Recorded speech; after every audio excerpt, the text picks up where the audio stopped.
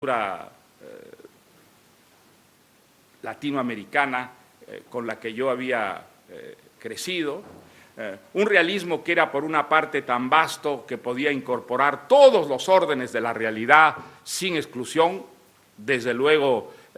el puramente imaginario o inventado, el de la fantasía y del sueño, pero un realismo que nunca acababa de cortar las anclas con la realidad. Y al mismo tiempo un realismo que de ninguna manera significaba descuido, negligencia a la hora de escribir. Todo lo contrario, un realismo que exigía un extraordinario rigor formal a la hora de elegir las palabras, de construir la frase y de organizar las historias dentro de una estructura compacta, coherente y funcional. De eso nacía esa extraordinaria fuerza persuasiva de las novelas de Flaubert y yo creo de todas las que llamamos grandes novelas. Desde luego Flaubert no fue el único maestro, fueron muchos. Creo que allí en París en los años 60 descubrí que los grandes novelistas, los novelistas que se convirtieron en cierta forma en mis modelos, eran sobre todo los novelistas del siglo XIX,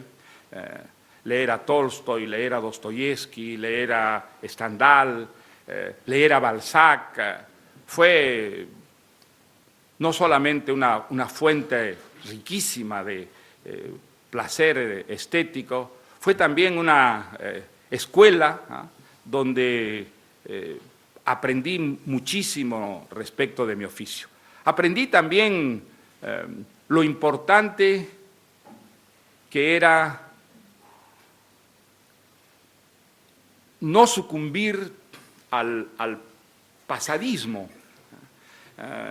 Descubrí que las técnicas narrativas evolucionan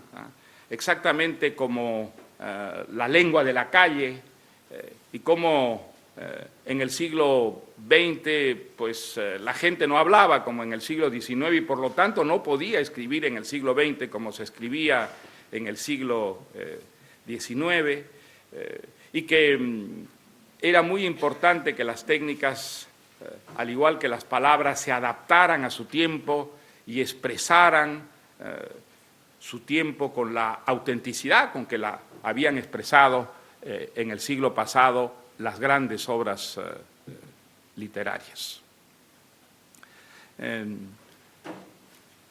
El compromiso del escritor estaba muy en el candelero cuando yo viví en París en los años 60. Hoy día es un tema que casi no aparece en las preocupaciones de los escritores jóvenes. Creo que al final se ha entronizado en nuestra época la idea de que la literatura es fundamentalmente entretenimiento y diversión, sin que esto signifique nada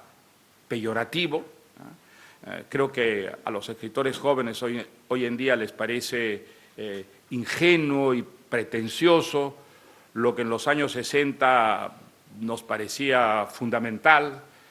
que la literatura podía ser un instrumento para cambiar la realidad, para influir en la historia, para despertar la conciencia de los lectores sobre una problemática histórica, social, cultural, moral. Creo que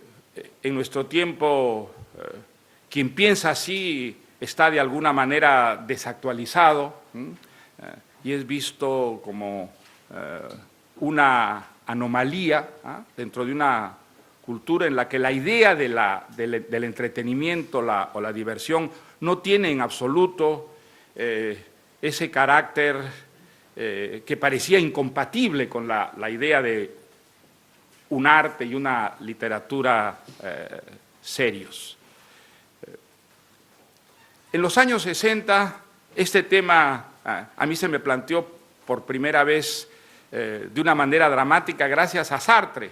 que efectivamente fue un escritor que tuvo mucha influencia en mi juventud y del que yo solo empecé a distanciarme críticamente a mediados de los años 60. Sartre, con esa inteligencia poderosa que él tenía, eso que Arthur Koestler decía del intelectual, que es capaz de demostrar todo aquello en lo que cree y de creer todo aquello en lo que puede demostrar, para mí era la personificación, el propio Sartre. Bueno, pues él a mediados de los 60 hace una especie de terrible autocrítica, el gran defensor de la literatura comprometida deja de hacer literatura, confiesa que ha fracasado, que su literatura no ha cambiado en absoluto la historia, que la historia ha seguido su curso, un curso muy distinto del esperado, y que por lo tanto su idea fundamental, que las palabras eran actos, que a través de la literatura se podía cambiar la historia, era una idea fundamentalmente falsa. Eran los años en que toda una corriente, que resultó al final efímera, pero que estuvo muy presente en la actualidad literaria, en una época, lo que se llamó el Nouveau Roman, reivindicaba el formalismo, reivindicaba el famoso artepurismo. La literatura no se escribía para cambiar la vida, la literatura consistía en explorar nuevas formas, en convertir al lenguaje en un mundo de belleza, de movimiento espiritual o estético. Ese era el comienzo de todo un proceso que al final proclamaría, y con mucho orgullo, el divorcio total, ¿no?, de las palabras y la vida,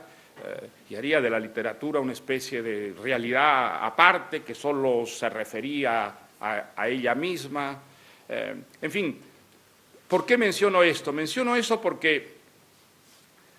lo que yo a partir de los años 60 había llegado a creer con muchísima convicción, que la literatura era fundamentalmente forma, que cualquier historia podía ser una gran historia o una historia desastrosa y mediocre, y que todo ello dependía para nada de la historia, y sí de la manera en que la historia estaba contada, expresada a través de una construcción y de un lenguaje. Es algo que comencé a revisar y a poner en entredicho, hasta llegar a una conclusión que yo quisiera resumirles muy brevemente. Es verdad que en literatura todas las historias equivalen, porque todo depende en literatura de la forma. Durante muchos años lo creí y ahora ya no lo creo. Yo creo que hay historias más importantes que otras historias. Hay historias que remiten a ese denominador común en la que no importa la tradición de la que vengamos, la cultura a la que pertenezcamos, la lengua en que hablemos, todos nos reconocemos y participamos de un patrimonio común. Y hay historias que son particulares, que solo remiten a una experiencia